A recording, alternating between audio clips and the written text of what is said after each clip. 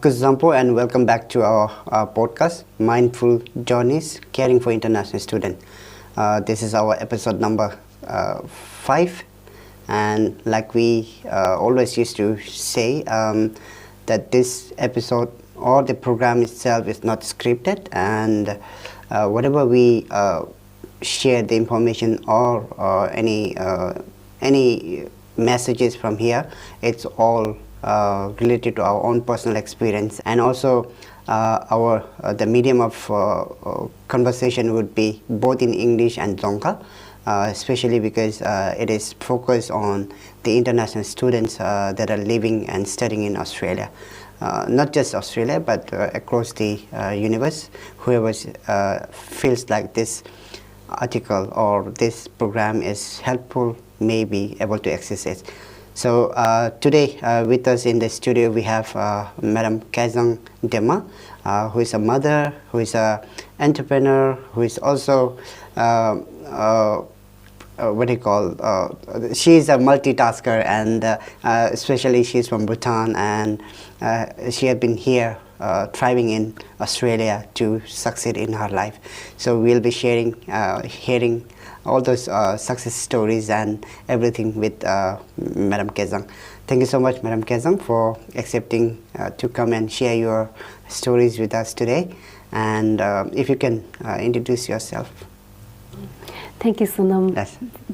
for inviting me here, first of all. And I really want to say that it's such an interesting initiative that you have taken. Thank you. And I hope that, this is really going to benefit, not I hope, but I'm really so sure, Yes. So basically, like, my name is Kang Dema, and I'm a life coach. Life coach. Nice. And I focus on mindset, emotions, and success Nice. in that areas while coaching people. And also I'm a trainer, training online course on diploma in IT. Nice. And also I work as a mental health support worker. And you also have a business with your partner. Yeah, that's my partner's business. Yeah, Okay. whereas I focus on my coaching. Thank you so much. And when we say you are a life coach, and then you have specifically mentioned that there are 3 categories that you are focusing on. One is mindset, and emotions, and then success. Okay, Yeah. These 3. Why these 3? Okay, why? All right. First of all, I would say that mindset is so important. Yes. Like, to really understand your mindset, how you're thinking, what you're feeling, Yes. in order to really find yourself. This Yes. is the key to understanding your mindset, how you think, how you feel Yes. about yourself, not only about yourself, but others. I think Surrounding you. Yeah, everyone, Yes. even the surrounding, other people, circumstances, situations. What mindset do you bring? Yes. So it's so important to have really a healthy mindset. Lesser. And True, that's and when it comes to emotions. So it's really basically regulating emotions, because we all have emotions, people, sometimes functional and sometimes dysfunctional, and really understanding the emotions, where it is actually coming from, because when you have some kind of emotions, it's so important, where actually it's important to understand the origin of that emotion. Because something's not right, So that's what I coach. I don't coach the emotion, but I coach the cause of the emotions. Okay, how to recognize the cause of the emotions. Yeah, okay. going to the cause, deeper aspect of it. And when it comes to success, we do not only coach people who have challenges, who are struggling, but actually people who are actually successful and quite thriving, but they want to take their life to the next level, to become entrepreneur, to set up a business, and they still struggle with a lot of confidence and other challenges. True. So that's where I would like to support as a coach. Yes. So that's why I've chosen at this moment these 3 areas. Yeah. That's really interesting that you have chosen this path, and I'm really curious about how did you choose this to keep life coach and all.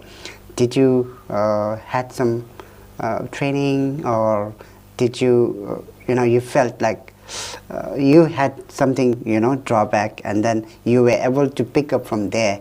So now you want to share that experiences with whoever is coming to get coach from you. So what is the deal like?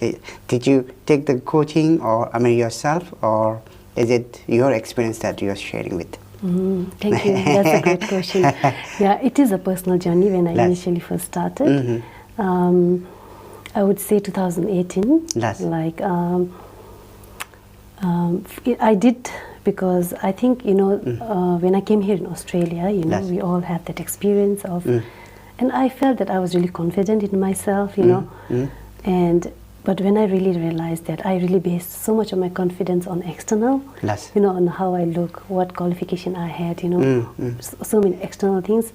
And when so many challenges come in life, those external things didn't really support me, and I was really struggling with that. So I really had to tap in within me to find me what is my internal strength, so that I can actually, face the challenges in life with grace and dignity.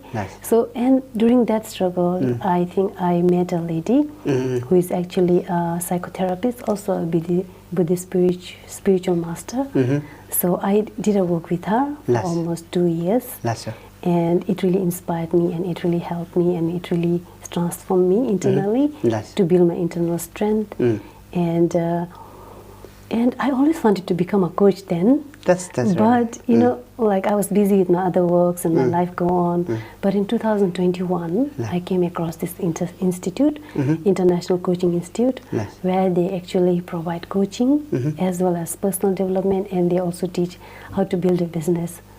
So that's the time that I just got into that, and that's how I got trained into life coaching, and to learn. Also get myself coached, definitely, all the time. Even I still get coached. And also build my personal skills, and how to regulate my emotions, how to be confident in myself, who I am as a person, and also build a business from there. So, and it's really my passion in coaching, and I know that many people are struggling out there, so I would really love to support them. So that's why, I'm doing coaching right now. That's really nice to hear about that, and I think most of the people will get inspired by your journey, and also the way you look at your life ahead. And just wanted to also know, so do you also have like some international students who are who wants to get some life coach from you? Or maybe some parent coming for the parental advice or something like that. What kind of cohort do you get? Okay, yeah. At the moment, it's a really mix of so many challenges that people are facing. I do have a couple of international students, and also I have students not from Bhutan but from other countries, and also Australians as well. So. Yeah, I have different groups of people.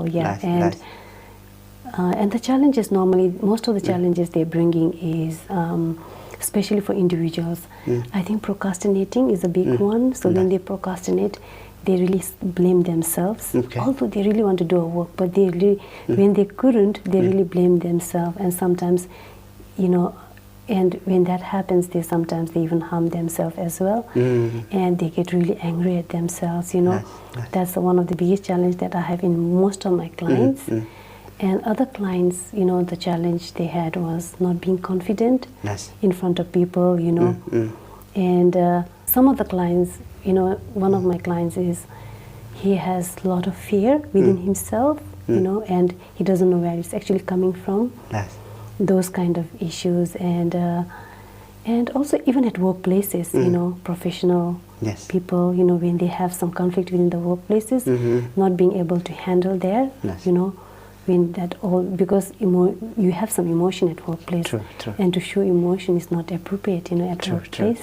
So yeah, all those kinds of challenges they have, and also the one is relationship, when there's a challenge between, yeah, I think that's also there. In our previous episode, we had one of our colleagues who had been working, one of our Buddhists who is working as a counselor, and then he said that it is very important for every one of us to be mindful and like you said, to find the causes of emotions and all. Yeah. So with regards to that one, when we say to find the causes of emotions, how do we really do that one? How do you do that one? Yes. That's a really good question. Yeah, I think that's the key, isn't it? How Oh, to actually yes. regulate your emotions. Yeah, I could share you some. There are some strategies that you actually. Yeah, if you can, because Yeah. the viewers might get some, good information out of that, and then they Yeah. might also want to, join your coach. Oh, wonderful. That Yes. would be amazing. Yeah, first thing is like, first of all, when you have that emotion coming up for you, I want people to understand that every emotion is okay. Yes. Because it's coming up for some reason, True. rather than really suppressing it and, not allowing it to come. The more you suppress it, the more it's going to come, True. So when that emotion comes up, the way you express it, in a healthy and unhealthy way, there's two ways. Expressing in an unhealthy way is not good, but you can always express it in a healthy way. There are ways, But so your question is how to deal with the emotion. Yeah, how to recognize, those causes, your emotions. There is always something that needs that to actually be. causes. Yes. Yeah. I think, to be honest, there's no science behind it. It's really a simple logic. So when that emotion comes up, first of all, like I said, allow the emotion to come up, okay? And when your emotion is coming up, allow it to come up first thing, and don't judge yourself. Okay. I'm getting so angry. I'm such a mean person. I'm a bad person. That thing will keep on going in the mind, When that thing is coming up, you'll get more angry, or it can actually make you more guilty, and you can even become depressed. But when that comes up, I think the first thing is, rather than judging yourself, if you can bring some compassion to it, having that next level of observation. Okay, I'm getting angry. All right. So that's the first thing you got to do. Just bring that compassion to yourself. So realizing it. Yeah, not only realizing. For example, if you are really angry and struggling, other person, what would you do? You wouldn't say, "Oh, you are stupid. Why you're angry?" You won't do that. No. You'll tell them, console them. "Oh, I'm sorry that happened to you. Please, how can I help you? Please don't get angry." That's how we do other people. True. Same way, you got to do that to yourself. Yourself, okay. Yeah, because to be honest, people always take care of others, but they don't know how to take care of themselves. That's correct. And we have never been taught that way, to take care of ourselves. So that's the strategy. How you take care of others, that's how you take care of yourself. Nice. Bring that love and compassion to yourself. That's the first step. So it's a kind of self-loving. Self-love, Something yeah, like that's that, the biggest one, yeah. Madam Kazang was saying that we should show compassion within ourselves, how we show towards other people. So, and she also highlighted that we do take care of people around us, but we are very much backward when it comes to your self compassion and all. So, now Madam ki sondo zumemo, tengai chi self compassion di ani pedal chiti ani I don't know, for me my emotions, it really comes out. I don't have filters. For me, I don't have any filters. I say what I think inside, and then people might get annoyed about my expression and all, but that's me. So is there something that we should focus on? For example, for me, I don't have filters, so it might affect some other people with my words coming out of my emotions or anger or whatever we could say. So, is there something that we could do, to reduce those unfiltered words going out? That's a really great question. It really depends on you, to be honest, what you want to speak and how you want to speak. Unless you're reacting to the situation, or if you're responding, okay. It really depends on your intention, first of all, why you're saying that. Is there some benefit, the other person going to, or you could be saying it for different reason. I don't know, maybe, if somebody does not right to you, of course you'll have to tell them that's not working. So you have to have that clear boundary, in place so that other people does not get back to you. So really basically it is, when you say the intention is most important, you're protecting yourself and the other people, or you're actually telling them to, just get out, what you're doing is not right. It really depends on what your intention is. Yes. Yeah. The episode that we had earlier, that especially Dr. Sonam, mugi sunde langa chi because emotions mom benga chi nanalu shawa if we keep our emotions within and not expressing it becomes dangerous. So anibindigi ngagiri it goes out, no filter, nothing, no emotions inside. Te ngagi love te bedalu, I'm kind of person that I don't I don't keep in mind, because that's how I take it, the life, So there are some, maybe you might have come across with your clients. So clients when you deal with how do you approach with them? Somebody, they might okay, I want to take a coaching from you, but then they will not express you. How do you deal with in that situation? To be honest, I haven't met any client who hasn't expressed their emotions. And when people express their emotions, most people like you, you said you have no filters, you just say it, and there are people, and that's actually good, It's good when you don't keep it in your mind, you actually express it, which is really healthy. The way you express is, whether that's good or not, that's up to you. If you express it healthily, that's wonderful. If not, you might look into something that you could change. But people who actually suppress emotions, because they can't express it, because they don't find the other people safe to express, first of all. So when my clients come to me, we really feel safe. It takes a while. As soon as they come to me, it will take some time for them to build trust. Build relations. And it does take, and and after some time, at first session, nobody will ever share their emotions, true. Because it's just understanding how they think, how they feel. But they do express, and when they don't express, normally I'm not really looking for a client to express their emotion to me. I just would like to know what their challenge is, how they would like to be supported. But if their challenge is not being able to express emotion, then I would encourage them, what is the emotion that you cannot express, so we can work on that one as well. But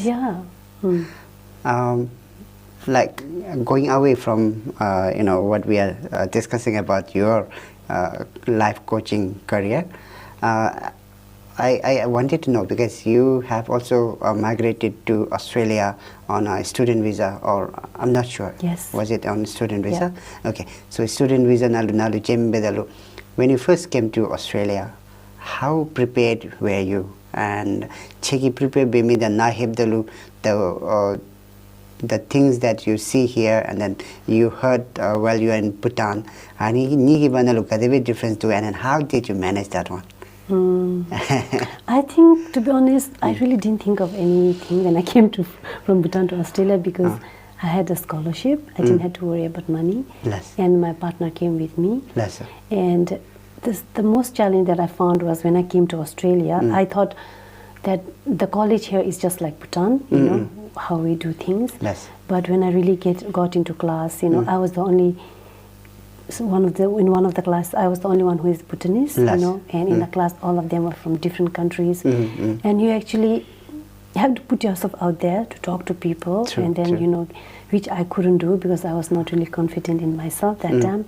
I was waiting for them to come and talk to me. So I really struggled in there, making that connection with the people, and struggle with self-confidence as well.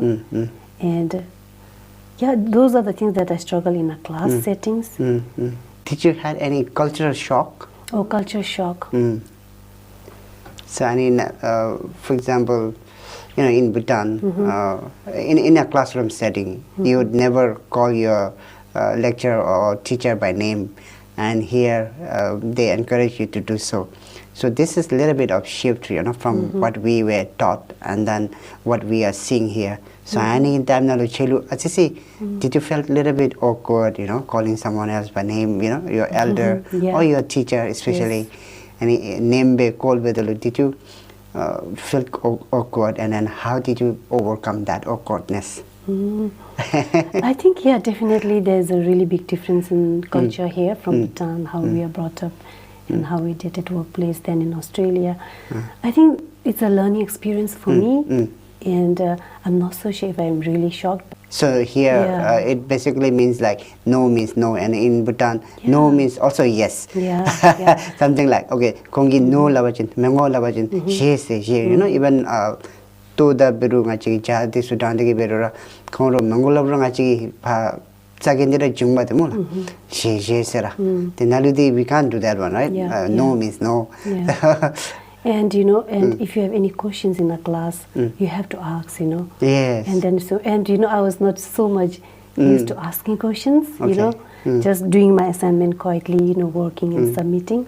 And otherwise, if you could, actually ask the lecturer or even ask, and even get help from friends, I'm sure they would really love to help you, But it's just that you just have in the mind, I don't think they will help me, So those things was a bit of a struggle for me when I came here in Australia, in terms of studying. Less. And overcome, I would say, over the period of time, I really came to understand their culture, especially at workplace. And you started accepting it. Basically, and it's really good, They really have that clear boundary, professional boundary, at workplace, And I think it's really good. And it's actually because, sometimes we mix personal and professional, which can actually be really challenging. Yes. But when you really have that clear boundary in workplace, even in your personal life, it is good. It's helpful. True. Because if you are mixing your life and then your personal life and then your professional life, it's really going to bring a disharmony in your household as well as in your workplace. So it is always best to have a boundary, set up certain boundaries, so that these two doesn't overlap each other. Especially at workplace when when you don't perform well, when the supervisor gives you feedback, sometimes people can tend to take it personally and create that unhealthy environment rather than taking it professionally. But if you have that mindset that he's telling not to me but to my work thing, because sometimes we can take personally and not like our boss, it can happen there. Yes, of course. So really understanding that boundary is so important. Less. And okay, now coming back to your professional life, so you have basically you have three kind of professions that you are currently doing. So one is life coaching, another one is teaching, and another one is being a support worker. So it's in the mental health sector, right? So how did you get into the mental health sector? Is it because your coaching, life coaching, and then mental health complements, or is it just your interest that you want to help people? Because it's also helping people. When you're working in the mental health sector, you are supporting these people living with the this kind of health issues. So and how are you able to juggle it? Life coaching and mental health, they are quite related. But when I do mental health, they're also separate, because mental health is a condition that are being diagnosed by the doctors. I don't get involved in there. I just go there as a support to be there for them, and really understand what they are going through, and support them emotionally and understand them. That's the role that I play there. And also engaging in a meaningful way with the communities and all. Yeah, and also whenever things come, because I'm a coach, it has an added advantage Yes. that I understand the mental health patient more, Mm. and I can really give them the space to, Yes. have that compassion and understand where it is actually coming from. Whereas if you just have the mental health degree, it could be challenging as well, unless you have a lot of experience. I also saw that you are also studying mental health Yeah. diploma at the moment. Diploma in Cert 4 in mental health, yeah. So you are working, you have 3 professions and you're Studying. studying, Yeah. and you're also taking care of your kid. So you are doing lots of different things. How do you maintain all those things? You might also have your personal life. So how do you maintain all those things? Because this is really, you should really have a good time management. Yeah. And also, what do you call, coordinations and all. Yeah. So the people who are struggling to coordinate and manage their times, it might benefit from your story. So if you can share, how do you manage all those 4 different things? Yeah, to be honest, it is a struggle because you got a kids, and spending a very quality time with the family is so important. True. Kids need us right now, and the way how I do it right now is I have a structure in place. What I want to do and how I want to. Of course, there's a priority. What I prioritize, all those things. I have my own priority, Yes. and I also have a timetable around that. Yes, And when I say I want to do it, I just do it, although it doesn't happen all the time, so that you don't mess around the timing as well. Yes. And also have time for yourself. Yes. And when you have time for yourself, and really take care of yourself, when you go to work and when you do study and when you do assignment, you really become effective Yes. when you are in that state of being, when you are otherwise if you are so stressful, when you come from one stress and go to another work, it's not effective. In fact, it might impact negatively the other areas as well. True. So it's really the way, maybe I'll tell you the way how to start a day in the morning, maybe you set an intention what you want today, in the morning when you wake up, you set an intention how you would like to spend your day, what are your top priorities for the week, or you could even do a journaling the last night, the planning your next day, and you could also journal for 5 weeks, top 5 during that week, I think this all helps to really prioritize and get the things done, as well as you have time for yourself. Yeah, I think that's having time for yourself is so important. Last. Thank you so much. I think it's very important for, especially being a parent and also working.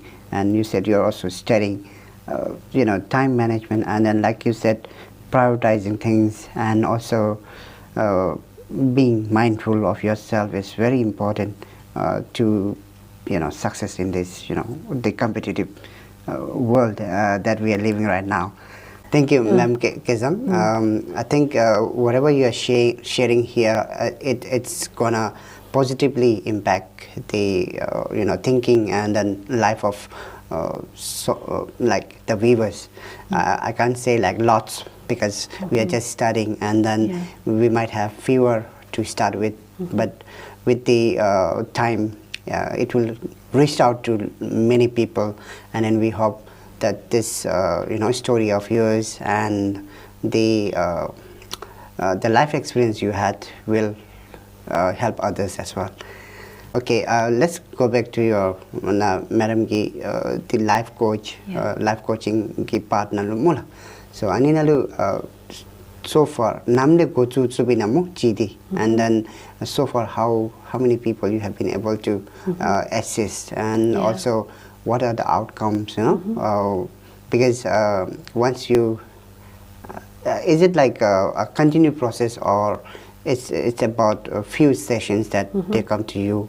Because I don't think, for me, especially for me, I won't be able to change my emotions and all in few sessions. So it might prolong for years. So ani bedalu nabugi datogi clients su imitas tika bedalu kadibra yuila konda chigalu. Are you continuing this relationship, or you have certain fixed a time frame and then that's it? Yeah. cultivate knowledge? So thank you for that question. It really depends on client, but the minimum session that I take with a client is at least 4 sessions. 4 sessions? Yeah, 1 session a week, and it's 1 hour a week. We normally do it over the Zoom. Yes. And it can be any time of the day that's work for the client and as well as for me. So minimum is 4 weeks, because in 1 or 2 weeks you cannot, it takes a while to really understand, what's the cause. So yes, I do have a couple of clients who are my long term. I have 12 weeks program, and I have 1 year program as well for people who want, like I have a program for teen kids, and I have some program for the women, and women, and also so the benefit they got out of my session, I have an individual one-on-one, like I said, and I also have a group. I train, mentor, and coach some students in a group, not in a one settings. So benefit, from my client that I've got from is, the first benefit that initially when I started, I think they really feel so happy and calm that actually there's someone who is listening to them for the first time, because they've been going through a lot. Just by, taking that burden out of their heart, it really relieves them, it calms them down. And that's the first thing they have shared to me. And the other thing that my client shared to me was, they told me that actually they don't know what's happening in them, but they feel that they are more confident. They're really confident, and if something is really changing in them. And I can see that in a coaching session, when the transformation happened, it is really touching to see. So you see the transformation of your clients. Okay, yeah, it is the physiological that you can change, noticing the energy that you bring. And other benefits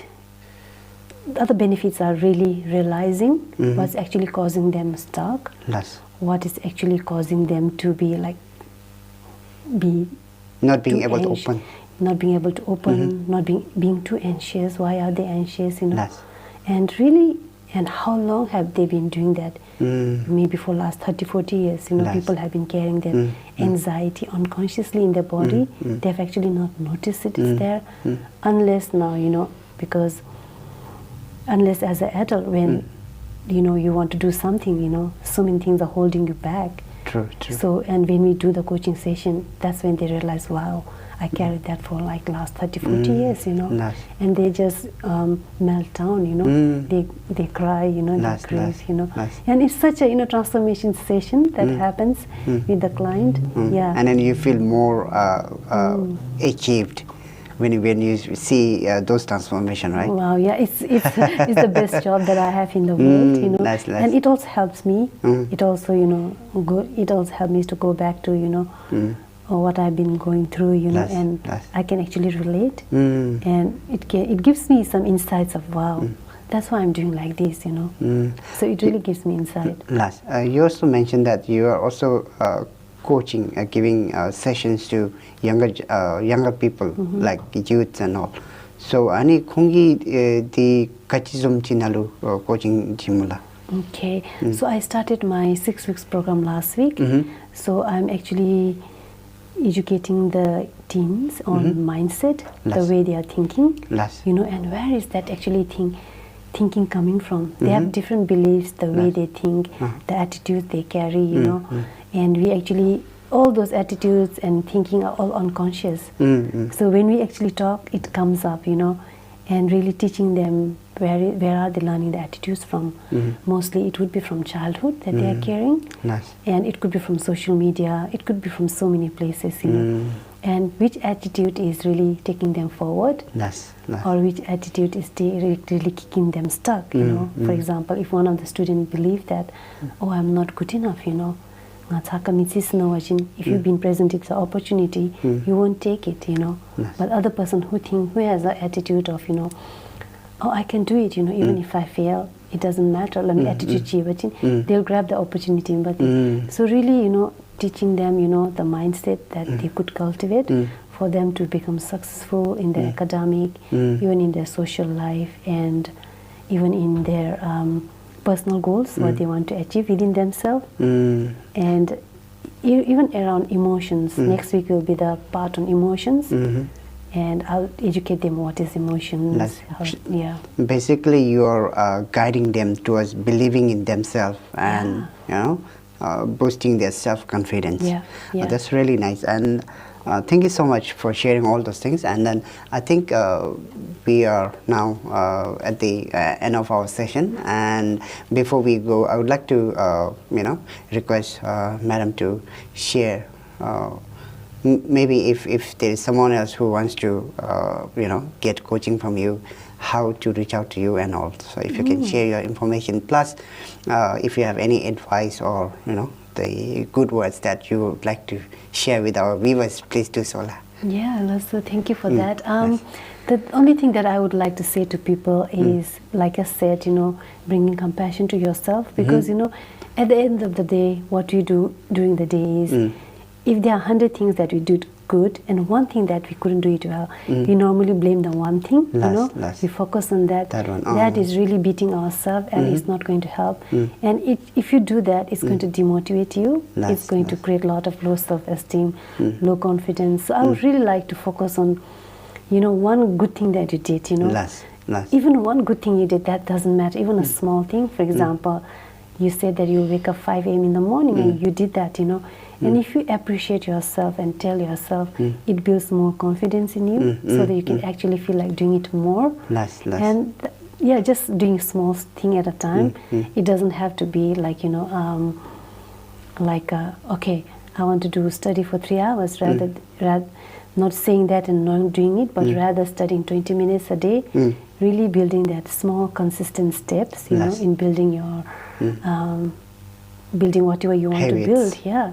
And if they would like to contact me or get in touch with me, I think they can catch me in a Facebook, or they could also contact you, for them to reach out to me, and I would love to support them, in whatever support they need.